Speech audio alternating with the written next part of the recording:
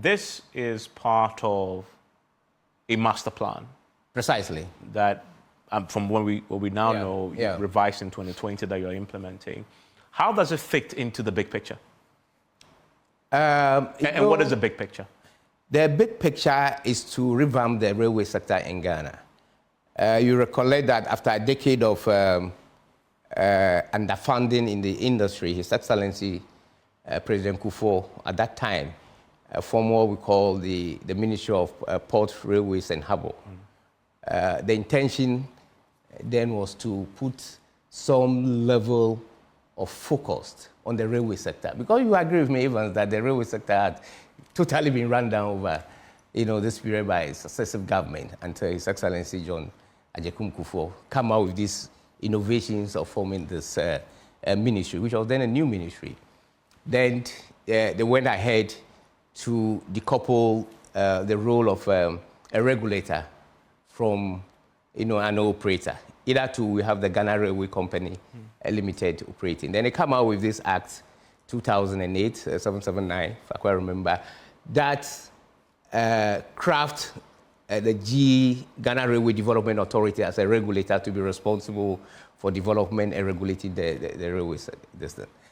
Now, there were no specific plans about the railway, industry. So what His Excellency did at that time was to get this company called DAL, Hassan, if I quite DAL, DAL, at that time to conduct a feasibility studies in 2007, 2008 about the Tema Mpakadan. That time it was Tema Akosombo. So when I listen to people like, what's the name? Sami Jemfi? What? Is this Sami Jemfi? Well, I don't, the communicator of the... Yes, National Communications Okay, Officer. all right, well, I don't know.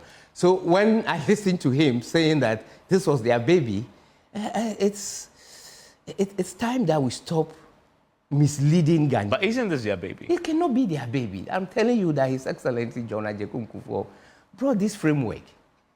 And the feasibility studies was done. You cannot rule out the NDC that they do not do anything on that line. Of course, they play their role. Government is an ongoing, concern.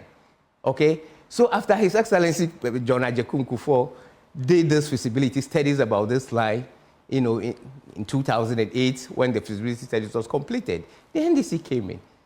You cannot go and constitute a contract procurement process without any feasibility studies. Which feasibility study did they do? Did they conduct the NDC? So they went and took what President Kufuor did and built upon it. So yes, it's true, they came in based on President Kufuor's feasibility studies, formulate their policies, make the necessary procurement. Okay? But then the procurement the NDC did was to construct a rail line from Tema to Akosombo. When His Excellency Nana Akufo-Addo came into power, he looked at it and he said, I am going to put more attention on railway. Then he came and put in the Ministry of Railway Development.